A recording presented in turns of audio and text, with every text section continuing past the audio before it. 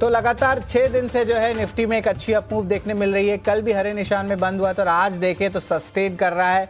Nifty जो है of course देखें तो 25,000 लेवल्स को भी आज दिन के ट्रेड में जो है टच किया। हालांकि अभी जो है 24,980 लेवल्स पे जो है ट्रेड हुए जा रहे हैं, लेकिन सपोर्ट जो है अच्छी मोमेंटम देखने मिल रही है और देख रहे हैं कि इनिशिएट जो है कॉल्स की तरफ भी जो है ज़्यादा देखने मिल रहा है। 25,100 के लेवल्स पे जो है इंटरेस्ट बढ़ते जा रहा है, ओपन इंटरेस्ट। वही निफ्टी बैंक की बात करें तो यहाँ पे अपमूव आया है, यहाँ पे ज़्यादा अपमूव देखने मिला है निफ्टी के कंपेयर करें तो। और ये देखें तो एक टाइप से एक डिसिसिव ट्रेंड जो ऑलरेडी निफ्टी में हम देख रहे थे, अब थोड़ी कंफर्मेशन धीरे धीरे आपको निफ्टी बैंक में भी देखने मिल रही है। 54,600 लेवल्स के ऊपर है। अब एक बार इंडिया विक्स पे भी नज़र डाल देते हैं और इंडिया विक्स पे लार्जली हम बात करेंगे तो अभी भी बहुत कंफर्टेबल लेवल्स पे है, ऐसा कुछ खास स्ट्रेस नहीं है, 11 के नीचे है। और याद रखिए 11 दिन के सेलिंग के बाद एफआईज भी बायर्स बन गए हैं, तो क्या एक्सपेक्टेशंस रहेगा कि आईटी में और शॉर्ट कवरिंग देखने मिल सकती है और ये जो एफआईज की पोजीशन है वो भी शायद आज की ट्रेडिंग सेशन में हम देखेंगे शायद कम भी हो सकता है। लेकिन एक बार ब्रॉडर इंडेक्सेस पे भी नज़र डाल देते हैं, एडवांस डिक्लाइन रेशियो पे क्या जो है चेंजेस देखने मिल रहे हैं। आप देखिए एडवांस डिक्लाइन रेशियो एकदम क्लियरली 2:1 ऑलमोस्ट है, फेवर पे है। वायदा बाजार की बात करें या एनएससी की बात करें या बीएससी की बात करें, लेकिन बाजार में तेज़ी है। इसमें भी जो है अहम कॉल्स होते हैं एफएनओ जंक्शन में। और अब जो है हम चलते हैं प्रशांत सावंत के रिपोर्ट कार्ड की तरफ।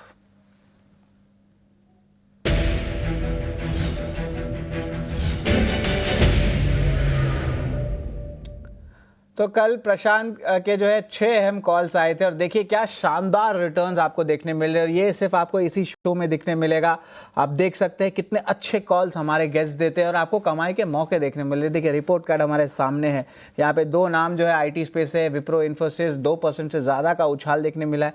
2 दिन में ये कमाई आपको आई है। टीटागढ़ रेल की बात करें तो यहाँ पर भी अच्छी अपमूव आ रही है, लेकिन आज बोनस है। रिपोर्ट कार्ड में सिर्फ 3 स्टॉक्स नहीं है, 3 और स्टॉक्स है जिन्होंने जो है 6 के 6 आप कहेंगे पूरा 100% हिट रहा है रिपोर्ट कार्ड में। डायरेक्टर साहब बाकी और 3 स्टॉक्स को दिखाएं रिपोर्ट कार्ड में। देखें तो यहाँ पे ऑफकोर्स जाइडस लाइफ और एसबीआई लाइफ भी सामने आ गए हैं और यहाँ देखिए इन दोनों स्टॉक्स ने भी जो इन्वेस्टर्स को कितने अच्छे रिटर्न्स दिए हैं और आज भी जो है मोमेंटम यहाँ पे बना हुआ है। तो आप देख सकते हैं ये कॉल्स कितने इंपॉर्टेंट हो गए। लेकिन चलिए बाजार में तो स्ट्रेंथ है ही और अच्छे लेवल्स को जो है रेस्पेक्ट भी किया जा रहा है, निफ्टी की बात करें या निफ्टी बैंक की। और अब हमारे साथ जुड़ रहे हैं हमारे guest Ajit Nayak. Good afternoon Ajit. बाजार में बहुत अच्छी स्ट्रेंथ देखने मिल रही है, सेकेंडरी मार्केट हो या प्राइमरी मार्केट हो। और आज जो है जो निफ्टी बैंक निराशा थोड़ा कर रहा था, अब लगता है कि धीरे धीरे करके एक अच्छी आउट परफॉर्मेंस जो है निफ्टी के अगेंस्ट भी दे रहा है। तो ज़रा बताएं पहले निफ्टी पे क्या राय आपकी रहेगी और उसके बाद आते हैं हम लोग निफ्टी बैंक की तरफ। निफ्टी जो है अभी एकदम जो साइकोलॉजिकल लेवल बोलते हैं 25,000 का, राउंडेड लेवल्स भी बोलते हैं, उसके आसपास एक कंसोलिडेशन बन रहा है। अगर आप ओपन इंटरेस्ट डेटा भी देखें तो 25,100 200 के आसपास एक कॉल राइटिंग एक्टिविटी देखने को मिल रहा है। अगर मार्केट को यहाँ से एक अपमूव चाहिए, 200-300 पॉइंट या 400 पॉइंट का और रैली चाहिए, तो मुझे वो जो अनवाइंडिंग देखना बहुत अहमियत रखता है। कॉल राइटिंग नहीं देखना चाहिए। पुट राइटिंग जो है वो 24,800 900 पे ज्यादा बिल्टअप होना चाहिए। अगर वैसा कुछ सिनेरियो बनता है तो हम बोल सकते हैं कि ये जो अभी ब्रेकआउट आया है, जो बहुत काफी दिनों से हम वेट कर रहे थे कि मार्केट 25,000 के ऊपर निकले, तो एक वैलिड ब्रेकआउट हो सकता है। अदरवाइज फिर वो वापस एक पॉजिटिव बोलते हैं ना, पॉजिटिव न्यूज के साथ आज उछाल आ गया, फिर वापस एक करेक्शन मोड पे निफ्टी चले जाएगा। वो अगर नहीं होना है तो हमें कंटिन्यूअसली पुट बिल्डअप एट 24,900 और अपना 25,000 के आसपास ज्यादा देखने को मिलना चाहिए, जो भी हालांकि दिख ही रहा है। 2,34,000 कॉन्ट्रैक्ट है 25,000 के पुट के साइड में, वो एक बहुत अच्छा साइन है। मगर कॉल भी राइटिंग 1,70,000 के आसपास हुआ है, वो अनवाइंडिंग होता हुआ दिखना जरूरी है। तो क्या लेवल्स होने चाहिए? निफ्टी के 25,000 के पुट्स जो है यहाँ पे देख रहे हैं मोमेंटम है। निफ्टी बैंक पे आपकी क्या राय रहेगी? निफ्टी बैंक आप आज के लिए बोल सकते हैं कि वो थोड़ा आउट परफॉर्मेंस देखने को मिल रहा है निफ्टी के लिए। मगर ओवरऑल अगर आप 1 वीक 2 वीक 3 वीक अगर परफॉर्मेंस देखे तो वो उतना अच्छा परफॉर्मेंस नहीं है। निफ्टी बैंक को भी 54,800 का एक हर्डल है। अब वो हर्डल अगर क्रॉस करेगा तो बैंक निफ्टी में भी एक शॉर्ट कवरिंग देखने को मिल सकता है। आप लगातार देखेंगे तो एफआईएस बहुत ज्यादा शॉर्ट बनाए हुए हैं निफ्टी एंड बैंक निफ्टी में भी। अगर आप एफआईएस के लॉन्ग टू शॉर्ट रेशियो भी देखेंगे तो वो 0.08 का है। सो दैट मीन्स कि बहुत शॉर्ट पोजीशन मार्केट में है। अगर मार्केट 25,100 के आसपास क्रॉस करता है और बैंक निफ्टी 55,000 क्रॉस करता है तो एक अच्छा शॉर्ट कवरिंग रैली देखने को मिल सकता है। शॉर्ट कवरिंग की रैली की जो एक्सपेक्टेशन ज़रूर है, और देखिए 2 दिन से आईटी खेमे पे भी बहुत अच्छी जो है सपोर्ट देखने मिल रही है। और एक बार प्राइमरी मार्केट्स का भी अपडेट ले लेते कि अर्बन कंपनी का जो है आईपीओ पूरी तरह भर चुका है। तो आज ऑफ कोर्स खुला भी था, तो टोटल जो है सब्सक्रिप्शन जो है 1 गुना से ज़्यादा हो गया। लेकिन चलिए वापस वायदे बाज़ार में आ जाते हैं और चलते हैं ताज़ा खरीदारी वाले शेयर्स की तरफ।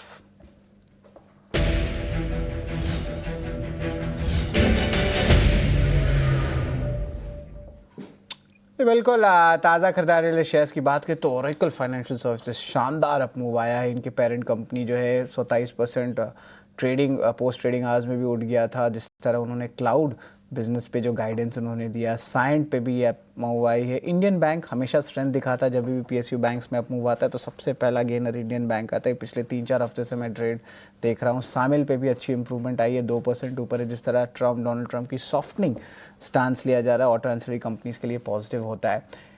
इन 4 काउंटर्स में मुझे 2 काउंटर बताए जहां पे कन्विक्शन लग रहा है कि और भी रिस्क रिवॉर्ड रेशियो अच्छा देखने मिल सकता है। ओरेकल, साइंट, इंडियन बैंक और सामिल, ये 4 कंपनीज आपको दे रहा हूं मैं। ओरेकल, हम साइंट, एक इंडियन एक बैंक और सामिल। करके हाँ डिस्कस करेंगे। हाँ, हाँ, एक एक करके डिस्कस। यस। सबसे पहले हम साइंट पे आते हैं। साइंट अगर हम देखेंगे तो 1170 के आसपास एक कंसोलिडेशन होके मल्टीपल वहां पे बॉटम बना है और आज एक अच्छा रैली देखने को मिला। तो ये रैली अगर समझो सस्टेन होता है 1240 या 1230 के ऊपर अगर क्लोजिंग आता है तो इसमें एक अपमूव देखने को मिल सकता है। वीकली टाइम फ्रेम पे भी अगर हम ये स्टॉक को एनालाइज करें तो एक अच्छा कंसोलिडेट होने के बाद एक double bottom pattern kind of ये बना है स्ट्रक्चर, वीकली पे भी डेली पे भी। तो यहाँ से एक साइन को अपमूव आना बहुत एक लाइकलीहुड है, प्रोबेबिलिटी बढ़ गया है बिकॉज आज का जिस हिसाब से जो मोमेंटम देखने को मिला है वो बहुत बढ़िया है। तो 1320 का रेजिस्टेंस है, उसको टेस्ट कर सकता है। अगर इतना ही है कि 1180 जो है वो इंपॉर्टेंट सपोर्ट लेवल है, अगर उसको ब्रीच नहीं करता है तो मोमेंटम कंटिन्यू रहेगा। तो नेक्स्ट हम 1320 लोग टारगेट ओएफएस पे प्राइस आते हैं। रहेगा, राइट, साइंट यस। का। हाँ, दूसरा स्टॉक आपने ओएफएसएस बताया, बराबर। यस, बराबर, बताइए। ये जो स्टॉक है आज गैप अप होके सस्टेन कर रहा है, तो ये एक बहुत अच्छा साइन होता है। एक ब्रेक अवे गैप जैसा एक फॉर्म किया है कंसोलिडेशन के बाद, एक रेंज ब्रेकआउट देने के बाद वीकली आर देखे या मंथली देखे, मंथली टाइम फ्रेम पे तो पॉजिटिव ही था, वीकली पे भी आज अच्छा क्लोजिंग, मतलब जो इम्पोर्टेंट लेवल है इसका जो 8,980 था उसको भी क्रॉस कर रहा है। तो अगर यहाँ ही क्लोज आ रहा है तो इसमें बहुत ज्यादा प्रोबेबिलिटी बनता है कि ये 9,700 का जो रेजिस्टेंस लेवल है प्रीवियस स्विंग हाई उसको टेस्ट करे। इतना ही है कि अगर ये गैप अगर सस्टेन रहा तो प्रोबेबिलिटी और बढ़ते जाएगा इसका मोमेंटम आने की। बिल्कुल, यहाँ पे जो है ओरेकल और साइंट पे जो राय आ गई है, लेकिन जस्ट समय थोड़ा कम है। इंडियन बैंक और सामिल पे आपसे राय लेना चाहते, फिर हम अभिषेक के पास जाने वाले हैं। एक बार सामिल और इंडियन बैंक पे जो है इस पे एक बार इंडियन नजर बैंक डाल दें। अगर आप देखें हाँ, तो continuously higher top higher bottom बना रहा है। तो अभी जब तक 680 के लेवल के नीचे नहीं जाता है तो इसमें बने रह सकते हैं। आप कोई भी टाइम फ्रेम पे देखें तो ये एक अच्छा शानदार आउट परफॉर्मेंस रहा है वो बैंकिंग स्पेस में भी। तो 680 का हम लोग को ट्रेलिंग स्टॉप लॉस रखना अभी जरूरी है।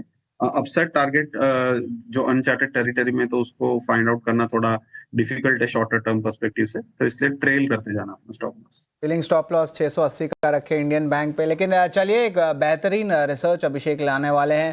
टैरिफ को लेकर डोनाल्ड ट्रंप ने फिर से नरमी के संकेत दिए हैं। ट्रंप ने दोनों देशों में ट्रेड डील जल्द पूरी होने की उम्मीद जताने पर पीएम मोदी ने भी प्रतिक्रिया दी है। पूरी खबर समझते हैं अभिषेक से। देखिए लगता है कि तल्खी काफ़ी ज़्यादा हो गई दोनों देशों के बीच में और अब सुलह के आसार बढ़ रहे हैं क्योंकि दोनों देशों की तरफ से बैक टू बैक ऐसे स्टेटमेंट्स आ रहे हैं।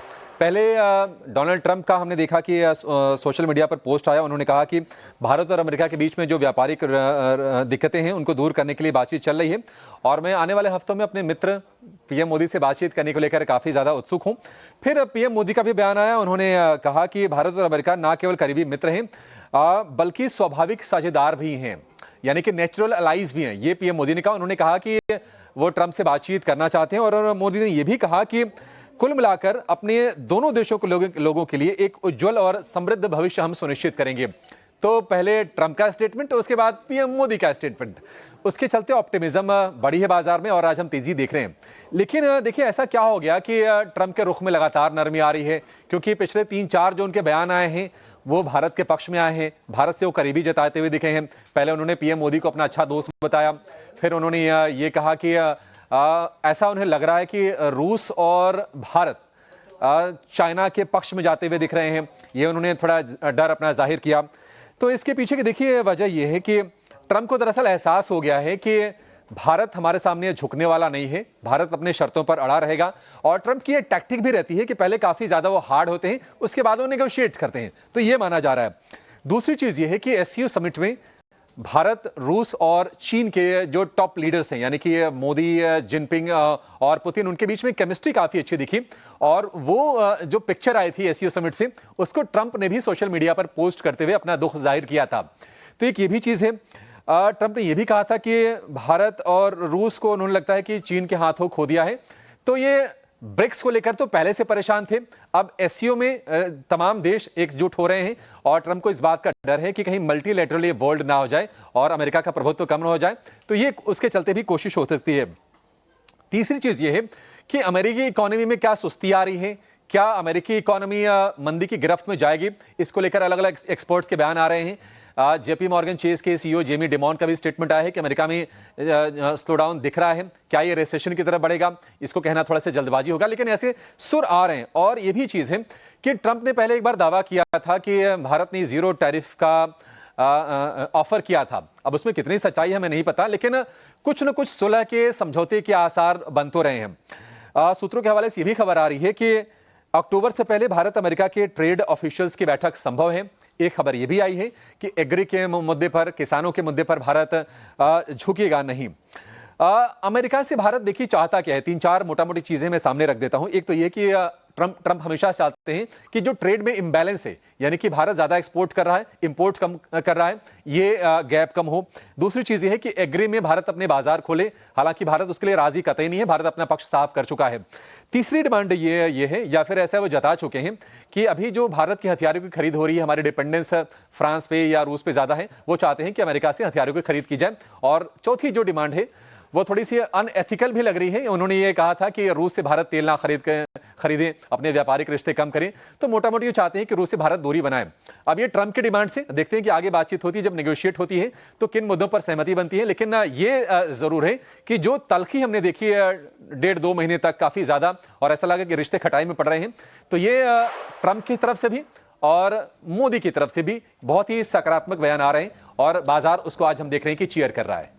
ये बिल्कुल सही कहा अभिषेक, थैंक यू वेरी मच। आपने पूरा 360 डिग्री एनालिसिस दे दिया कि अब जो है भारत किस तरह यूएस ट्रेड पे जो है हम आगे फोकस करेंगे। और याद रखिए यूरोपियन यूनियन के एफटीएज, लैटाम रीजन के एफटीएज भी स्पीड अप हो रहे हैं, तो हम डिप्लोमेटिकली जो है देश भर में, दुनिया भर में जो है एक अच्छी जो है हम पॉलिसी भी अपना रहे हैं। लेकिन चलिए, थैंक यू वेरी मच अभिषेक, आप हमारे साथ जुड़े।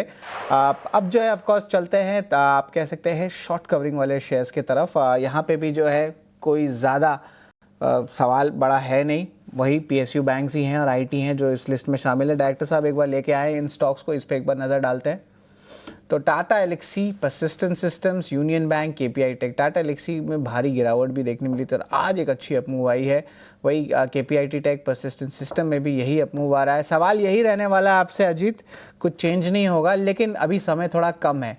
इन 4 में मुझे सिर्फ एक ही बताइए, Tata Elxsi, Persistent Systems, Union Bank, KPI Tech, यहाँ पे कौन सा स्टॉक में रिस्क रिवॉर्ड रेशियो अच्छा लग रहा है, पोजिशनल हो या इंटरडे भी चलेगा?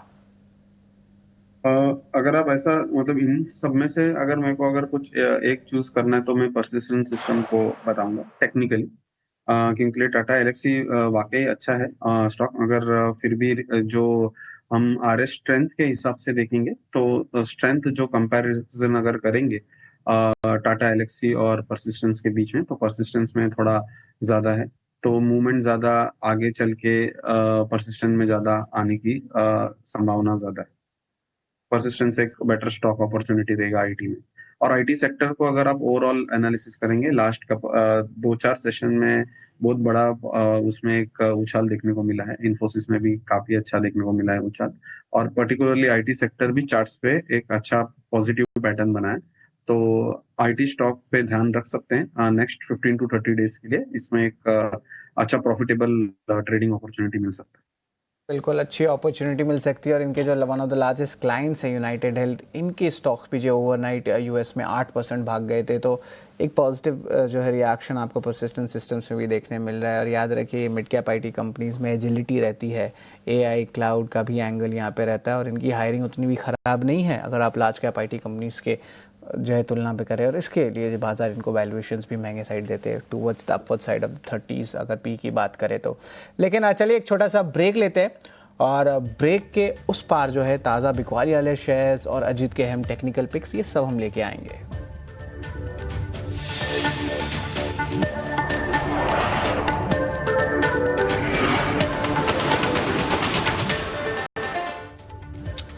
स्वागत है आपका एफएनओ जंक्शन में। बाजार में स्ट्रेंथ बनी हुई है, जिस तरह ग्लोबल क्यूज और डोमेस्टिक क्यूज दोनों ही पॉजिटिव आ रहे हैं। आप चलते हैं एक बार ताज़ा बिकवाली वाले शेयर्स की तरफ।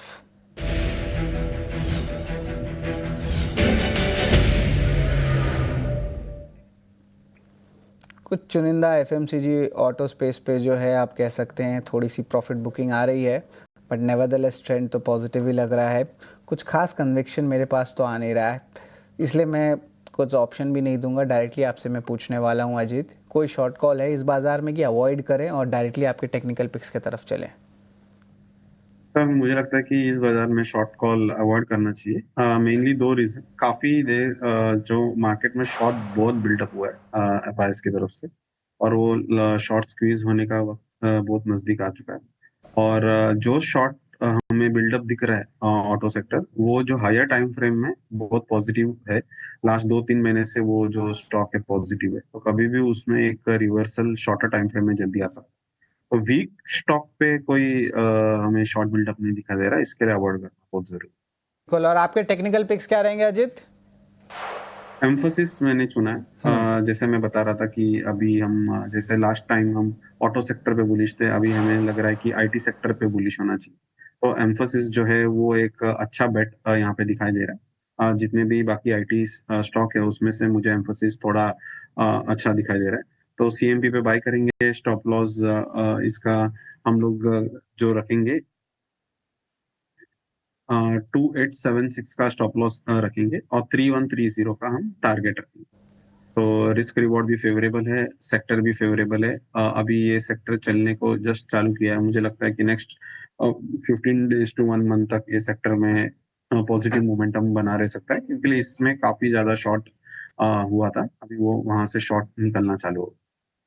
अजीत एक बार टारगेट बता दीजिए ना फिर से, एम्फोसिस का टारगेट प्राइस और स्टॉप 3130 लॉस। का टारगेट है। 3130, 2876 का स्टॉप लॉस और 3130 का टारगेट। ठीक है, 3130 का टारगेट रहेगा, तो इस पे भी नजर रहेगी। और कोई टेक्निकल पिक आपके पास आ रहा है आईटी के अलावा?